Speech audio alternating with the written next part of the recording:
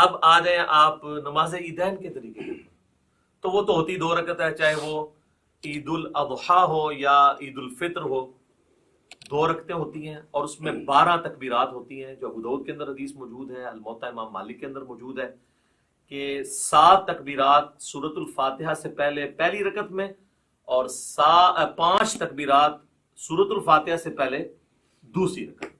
یہ طریقہ ہے. اور اگر کوئی بھول جائے تو رکوع کے بعد بھی کر سکتا ہے. اس میں طریقہ یہی ہے کہ اللہ اکبر کہہ کے آپ نماز شروع کریں گے. اگر آپ نے وضع الیدین کیا ہے تو آپ جب تکبیرات کہیں گے اللہ اکبر تو دوبارہ ہاتھ باندھیں گے. اگر آپ ارسال الیدین کر رہے ہیں تو اللہ اکبر اللہ اکبر، یوں 7 تکبیرات کو آپ پورا کریں گے. اور اس کے بعد یعنی ثنا پڑھنے کے بعد 7 تکبیرات، پھر اعوذ باللہ بسم اللہ پڑھ کے امام نے سورۃ الفاتحہ پڑھنی ہے، آپ نے سننی ہے. اور دوسری رکعت میں امام جب سورۃ الفاتحہ شروع کرنے لگے گا اس سے پہلے وہ تکبیرات کہتا ہے. اگر کوئی پہلے میں بھول گیا ہوا ہے تو دوسرے میں 12 پوری کر لے. یعنی یہ زائد تکبیرات ہی ہیں، سنت افضل عمل ہے. تو عید کی نماز کے اندر یہ ایک مین چیز ہے. اور عید کی نماز جمعے کی طرح دن کی نماز ہونے کے باوجود جہری نماز ہے. ویسے دن کی جتنی نمازیں ہیں وہ سرن ہے، چاہے زور ایسا ہے. جمعے کی بلند آواز سے ہوتی ہے اور عید کی بھی اگرچہ دن کی نماز ہے لیکن وہ جہرن پڑھی جاتی ہے. اور دوسرا فرق یہ ہے کہ جمعے میں خطبہ پہلے ہوتا ہے، نماز بعد میں. اور عیدین کے اندر کیا ہوتا ہے؟ نماز پہلے خطبہ بعد. 5 تکبیروں میں باندھنے یار میں نے بتایا کہ اگر رسال الیدین کر رہے ہیں تو رسال الیدین کریں گے، اگر وضع الیدین کرنا ہے تو وضع الیدین. چھوڑنا نہیں ہے، انفی چھوڑتے ہیں مجھے پتا ہے. ہاں وہ میں نے کلیئر کر دیا کیا کرنا ہے، اسی لیے کہا ہے تو اس کو مزید کلیئر کرتے ہیں. تو عید کی نماز کے اندر ہمارے حنفی بھائیوں کے اندر یہ چیز موجود ہے کہ وہ ارسال الیدین کرتے ہیں اور آخری دفعہ جب وہ تکبیر کہتے ہیں، خیر وہ 12 تکبیریں تو کہتے بھی نہیں، وہ 6 تکبیریں کہتے ہیں، تو اس کو باندھتے ہیں. تو ٹھیک ہے یار، کسی بہانے چلو سال بعد یا رفع دین کر رہے ہیں کرم دو. شکر ہے کہ وہ جو گھوڑوں کی دموں والا انہوں نے ایک تماشا لگایا ہوا تھا اور وہ کہتے تھے وہ بت رکھ کے آتے تھے، وہ ساری چیزیں ختم ہو جاتی ہیں. رفع الیدین نماز کا سکون برباد کرتا ہے. تو جے سال بعد وہ سکون والی نماز دی بے سکونی کرنے لگے نا، یعنی سنت کے مطابق عمل کرنے ہی لگے تو کرنے دیں یار. باندھنا کرا دیو کدھر رفع الیدین ہونا تھا. عید قائم ہے تو ان کی ڈاکٹرین ختم ہے.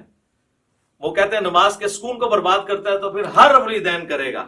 وہ کہتے ہیں بس پہلا ٹھیک ہے، اس کے بعد جو ہے وہ برباد کرتا ہے. تو وہ قنوت وطر والا بھی رفع الیدین کرتے ہیں، ان کو کرنے دیں، ہم بھی کرتے ہیں. یہ ہو گیا جناب عیدین کا طریقہ. دونوں عید کی نمازوں کا یہی طریقہ ہے. اور نیت سب کے لیے وہی ہے، ذہن میں حاضر کرنی ہے. لوگ عید والے دن نیت یاد کرا رہے ہوتے ہیں کہ جناب یاد کر لو ہے کرنی.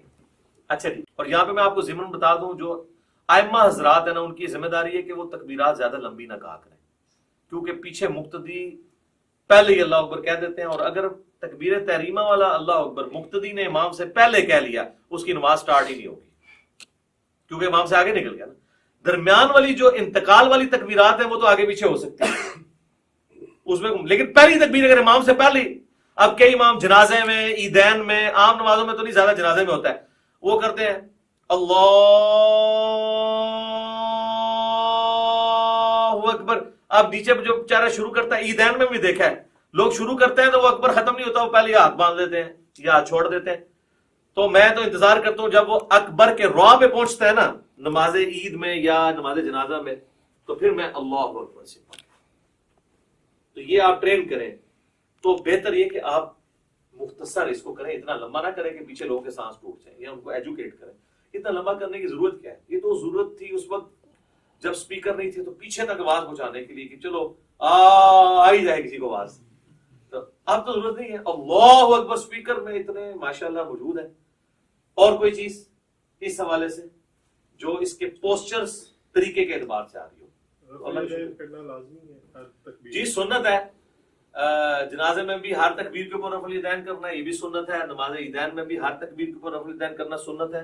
ابو داؤد میں واضح حدیث ہے، مسند احمد میں موجود ہے. عبداللہ بن عمر کہتے ہیں کہ قیام کی حالت میں نبی علیہ السلام جب بھی تکبیر کہتے تھے تو اپنے ہاتھوں کو بلند کرتے تھے. تو یہ جنرل ہے، ٹھیک ہے. شیخ البانی کا یہ موقف ہے کہ جنازے میں عیدین میں چھوڑ بھی سکتے ہیں.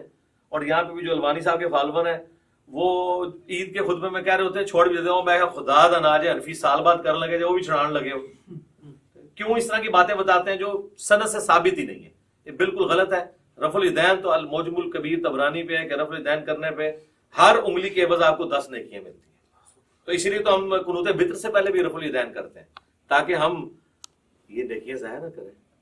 ٹھیک ہے، تو یہ آپ 10 انگلی ہیں تو 10 ضرب 10 کر لیں.